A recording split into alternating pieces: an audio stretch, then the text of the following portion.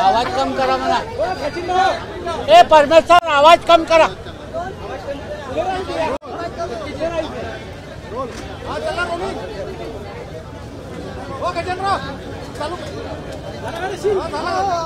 Sir आज हा महत्त्वाचा दिवस 6वा दिवस आहे साखळी उपोषणाचा आणि ओबीसी मंत्री या ठिकाणी आलेले आहेत चर्चा करणार। तुमची काय भूमिका आहे? सकारात्मक चर्चा झाली तर आंदोलन मागे घेणार का?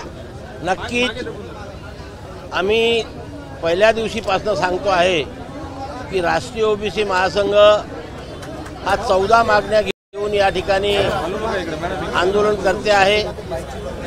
त्यापैकी पहिली जी मागणी होती त्यावरती परवा सरकारने शासन निर्णय काढलेला आहे आणि मी आपल्याला जबाबदारीपूर्वक सांगू इच्छितो की परवा जो शासन निर्णय निघालेला आहे त्यामध्ये ओबीसी समाजाचं कुठेही आरक्षण कमी झालेलं नाही, ओबीसी समाजाच्या आरक्षणाला धक्का लागला नाही। आणि मी वारंवार जे आपल्याशी बोलत होतो की सरसकट कुणबी प्रमाणपत्र देण्यात येऊ नये, तर सरसकट कुणबी प्रमाणपत्र देण्याची तरतूदसुद्धा त्या GR मध्ये नाही आहे। म्हणून आमची पहिली जी मागणी आहे ती सरकारने मान्य केली असं जर मी म्हटलं त्याच्यामध्ये वावगं होणार नाही। पण यासोबतच ज्या उर्वरित 13 मागण्या आहे ज्यामध्ये प्रामुख्याने यावर्षी आमच्या विदर्भामध्ये अतिवृष्टीचा फार मोठा तडाखा बसलेला आहे, त्याच्यामुळे शेतकरी बांधवांचं खूप मोठं नुकसान झालेलं आहे। ही शेतकऱ्यांची नुकसान भरपाई तात्काळ सरकारने द्यावी आणि त्यांना दिलासा द्यावा ही आमची मागणी आहे। सरकारने ओबीसी समाजाच्या विद्यार्थ्यांकरता 72 वसतिगृह सुरू करण्याचा 2 वर्षापूर्वी जो निर्णय घेतला त्या निर्णयानुसार 54 वसतिगृह सुरू झालेले आहेत, 18 वसतिगृह अजून सुरू झालेले नाहीत। ते वसतिगृह लवकरात लवकर सुरू करून विद्यार्थ्यांना दिलासा द्यावा ही सुद्धा आमची मागणी आहे। म्हाडा आणि सिडकोसारख्या सरकारी संस्थेमध्ये ओबीसी समाजाला अजूनपर्यंत आरक्षण लागू केलेलं नाही, त्या म्हाडा आणि सिडकोमध्ये सुद्धा आरक्षण लागू करण्यात यावं ही आमची मागणी आहे। मुलींना 100% शिष्यवृत्ती दिलेली आहे, मुलांना सुद्धा त्याच धर्तीवर 100% शिष्यवृत्ती लवकरात लवकर लागू करण्यात यावी ही सुद्धा आमची मागणी त्या ठिकाणी आहे। आणि सर्वात महत्त्वाची मागणी म्हणजे महाज्योती संस्था जे ओबीसी विद्यार्थ्यांकरता प्रशिक्षण आणि फेलोशिप देण्याचं काम करतं त्या संस्थेला 1000 कोटी रुपयाची गरज असताना फक्त 300 कोटी रुपये निधी दिलेला आहे। ही जी 700 कोटी रुपयाची तूट आहे ती लवकरात लवकर देऊन या ओबीसी समाजातील विद्यार्थ्यांना वेळेवर शिष्यवृत्ती आणि वेळेवर प्रशिक्षण आणि वेळेवर फेलोशिपची रक्कम मिळण्याकरता ही राशी त्वरित वितरित करणं गरजेचं आहे, ती करावी। PhDच्या फेलोशिपचे 3 वर्षापासून 126 कोटी रुपये राज्य सरकारकडे थकीत आहे, ती राशीसुद्धा सरकारने लवकरात लवकर त्वरित वितरित करावी व 3 वर्षापासून जे पोरं उपाशी तापाशी काम करत आहेत, संशोधनाचं काम करत आहेत त्यांना दिलासा द्याव्या अशा मागण्या आज आम्ही सरकारपुढे मांडणार। जरांगे पाटील यांनी लेखी GR मागितला होता, त्यानंतर उपोषण मागे घेतलं। तुमच्या सरकारवर विश्वास आहे का? शाब्दिक शब्दांना आश्वासन दिलं तर मागे घेणार का की लेखी GR हवा आहे तुम्हाला? नाही, हे बघा कधी पण आधी चर्चा होणं आवश्यक असतं। चर्चा झाल्याशिवाय संवाद झाल्याशिवाय काय द्यायचं आणि काय नाही द्यायचं याचा अंतिम निर्णय होत नाही आणि तो अंतिम निर्णय झाल्यावरच शासन लेखी स्वरूपामध्ये देत असते, हा प्रशासनाचा एक भाग आहे। आणि म्हणून आज मंत्री महोदय आमच्यासोबत कशी चर्चा करतात, किती मागण्या मान्य करतात ते आम्हाला मान्य आहे का याच्यावरती सर्वकष विचार होईल आणि त्याच्यानंतर हे आंदोलन मागं घ्यायचं की सुरू ठेवायचं याच्यावरती चर्चा निर्णय होईल। आज काही ओबीसी संघटना विरोधात 10 दिवस म्हणतायत, आंदोलन करतायत की आमचं नुकसान झालं, तुम्ही ओबीसीचे नेते आहात, अभ्यासक आहात, तुम्हाला वाटतं का तुम्ही चेहरा काढला त्यामुळे ओबीसीच्या ताटातलं काढून तिकडे दिलाय? मी कालपासनं आपल्याला जबाबदारीपूर्वक अभ्यासपूर्ण सर्व प्रकारची जबाबदारी घेऊन सांगतो आहे की हा जो सरकारने शासन निर्णय काढलेला आहे, या शासन निर्णयामुळे ओबीसीचं 0.1% आरक्षण कमी झालेलं नाही. ज्या जुन्या तरतुदी आहे त्याच तरतुदी त्याच्यामध्ये टाकण्यात आलेला आहे. त्याच्यामुळे ज्यांच्याकडे वडील, आजोबा, पणजोबा, खापर पणजोबा या वंशावळीतील नात्यानुसार कुणाकडे तरी ओबीसीचं प्रमाणपत्र असेल तर इतर नातेवाईकांना कुणबी जातीचं म्हणजेच पर्यायाने ओबीसीचं प्रमाणपत्र देण्याची तरतूद ही 2000 पासून आहे. नवीन त्याच्यामध्ये काही नाही आहे आणि त्याच्यामुळे ओबीसीचं कुठेही नुकसान होणार नाही. एक बातमी अशी आहे की मराठवाड्यातल्या 550 पैकी फक्त 1516 गावांमध्ये कुणबी नोंदी सापडलेल्या आहे. सरकारनं जो आता हैदराबाद गॅजेटचा निर्णय घेतला त्यामुळे ओबीसीची संख्या वाढण्याची सरांचा जो इंटरव्ह्यू सुरू आहे नाही, बाजूला फक्त मी आपल्याला सांगतो, मी जबाबदारीपूर्वक आपल्याला बोलतो आहे की या शासन निर्णयानुसार सुद्धा वंशावळीतील नातेसंबंधातील व्यक्तींपैकी जर कुणाकडे कुणबी जातीचं प्रमाणपत्र असेल आणि ती व्यक्ती तशा प्रकारचं प्रतिज्ञापत्र संबंधित व्यक्तीला देत असेल की माझ्याकडे कुणबी जातीचं प्रमाणपत्र आहे, हा माझा या वंशावळीतील संबंधानुसार माझा जवळचा चुलत भाऊ आहे वगैरे वगैरे नातेवाईक आहे, यालासुद्धा कुणबी प्रमाणपत्र देण्यात यावं तरच तो अर्ज करू शकेल, अन्यथा अर्जच नाही करू शकणार. तर जी पद्धत आज अस्तित्वात आहे तीच पद्धत या शासन निर्णयामध्ये सुद्धा टाकलेली आहे. त्याच्यामुळे नवीन कोण येणार आहे? मुख्यमंत्री देवेंद्र फडणवीस यांनी सुवर्ण मध्य सांगला ओबीसी शासनाच्या वतीने पोलीस विभागाच्या वतीने सूचना दिली. इथे जास्त नाही, हे बघा, शासनाच्या वतीने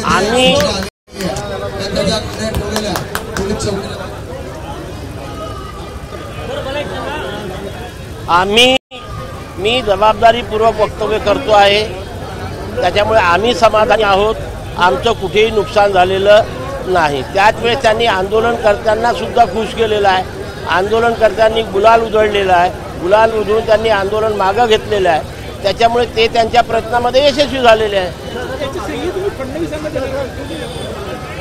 कुठल्याही गोष्टीचं श्रेय नक्कीच मुख्यमंत्र्यालाच जात असते आणि मुख्यमंत्री त्याच्या मान्यतेशिवाय कुठलंही घोषणा किंवा कुठलाही शासन निर्णय निघत नाही आणि म्हणून नक्कीच याचं पूर्ण श्रेय हे देवेंद्र फडणवीस यांनाच जातं. उनसे मंत्री महोदय से चर्चा है, मुख्य महोदय यहाँ पे आने वाले के विजिट करने वाले. माननीय जिस विभाग से हम लोग बिलोंग करते ओबीसी मंत्रालय, वो ओबीसी मंत्रालय के मंत्री माननीय अतुल जी सावे, उनका सुबह ही आगमन नागपुर में हो चुका है और वो 12 बजे तक यहाँ आने की उम्मीद है.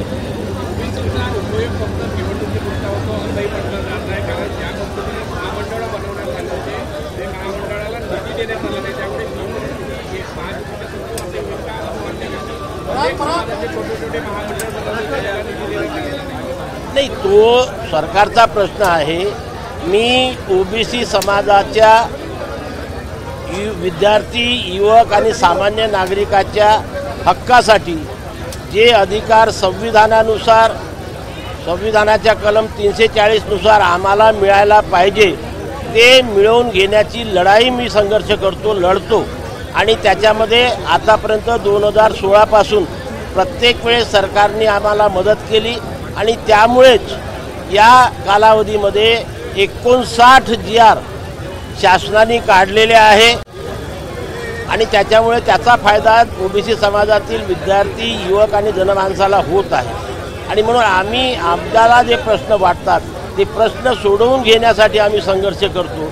त्याच्यामुळे इतर बाबतीवरती भाष्य करणं हे मला काही योग्य वाटत नाही. तुम्ही म्हणता की एक टक्क्याचं नुकसान झालेलं नाही, तर मग काही लोक न्यायालयात जाण्याची काय करतात आणि ओबीसी समाजामध्ये संभ्रम आहे. हे बघा, आता ते अभ्यास करतील. एकदम तुमच्या हातामध्ये शासन निर्णय आल्यानंतर आधी त्याचं सूक्ष्मपणे वाचन व्हायला पाहिजे आणि जेव्हा ते सांगतात की नुकसान होतील तर कुठल्या कारणामुळे, कोणतं असं वाक्य आहे त्याच्यामध्ये की ज्यामुळे आम्हाला धोका होणार आहे. शंका नाही पाहिजे, कॉन्क्रीट सांगा ना. लोक शंका व्यक्त करतात शंका व्यक्त करायला काय अर्थ आहे? लोकांनी कॉन्क्रीट सांगावं की या तरतुदीमुळे ही तरतूद या शासन निर्णयात केलेली आहे, या तरतुदीमुळे आमच्या ओबीसीचं नुकसान होणार आहे. तर मी समजू शकेल. आम्हाला शंका आहे, आम्हाला शंका थोडी. एवढे लिगल एक्सपर्ट आपल्याकडे बसलेले आहेत, त्या लिगल एक्सपर्टचा सल्ला घ्यावा आणि कॉन्क्रीट तरतूद सांगून मग सांगावं की आमचं इथं नुकसान होणार आहे. समितीने जे 58 लाख नोंदी शोधून काढलेल्या होत्या त्या सगळ्या ओबीसीमध्ये येणार आहे. हे बघा, मी आतापर्यंत वारंवार सांगितलेलं आहे की हा 58 लाखाचा जो आकडा सांगितला जातो त्याच्यात 0.1% तथ्य नाही. कारण मी कारणासहित सांगतो, ह्या ज्या 58 लाख नोंदी सापडलेल्या आहे या 1950 पूर्वीपासून तर आजच्या तारखेपर्यंत ज्यांच्या महसुली किंवा शैक्षणिक कागदपत्रावर कुणबी जातीची किंवा मराठा कुणबी किंवा कुणबी मराठा जातीची नोंद आहे, ह्या नोंदी आहेत. त्यामध्ये 99.99% लोकांकडे आधीच प्रमाणपत्र आहेत ना. नवीन काय आहे? याच्यामुळे काय नवीन ते लोक नाही आले. आमच्या आता 4 पिढ्या गेलेल्या आहे. या 4 पिढ्यांजवळ जी प्रमाणपत्र आहे ती काही यांच्या आंदोलनामुळे आम्हाला मिळाली नाही आहे. मग तुम्ही तो आकडा घेऊन कसे काय सांगताय की नवीन लोक येणार? अरे आम्ही पिढीजात ओबीसी आहोत, पिढीजात. आता नव्याने नाही आलो आम्ही. आणि त्याच्यामुळे हा जो 58 लाखाच्या आकड्याचा बाहू केला जातो आणि त्याच्यामुळे एवढे लोक ओबीसी झाले आणि आता ओबीसीचं आरक्षण संपलं अशी भाषा जे नेते वापरतात त्यांनी जबाबदारीपूर्वक वक्तव्य करावं, अभ्यास करावा आणि नंतर वक्तव्य समाजाची दिशाभूल करू नये. जोपर्यंत सरकार आमच्या मागण्या मान्य करत नाही तोपर्यंत चालणार.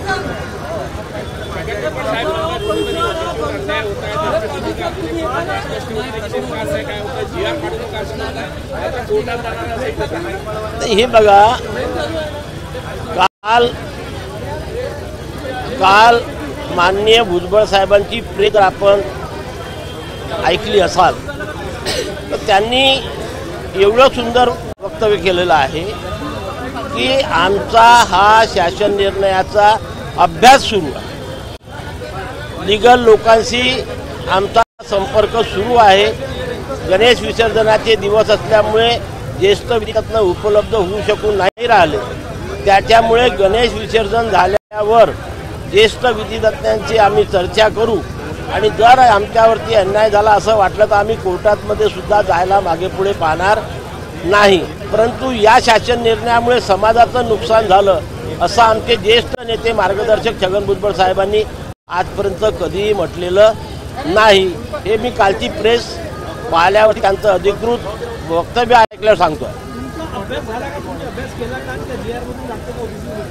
1% सुद्धा नाही. मी वारंवार सांगतोय की या GR-मुळे ओबीसीच्या आरक्षणाला कुठेही धक्का पोहोचलेला नाही आणि सरसकट कुंडांचे प्रमाणपत्र द्या अशी तरतूद सुद्धा नाही. अरे कागद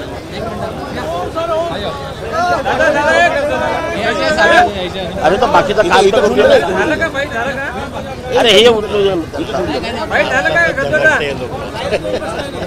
चला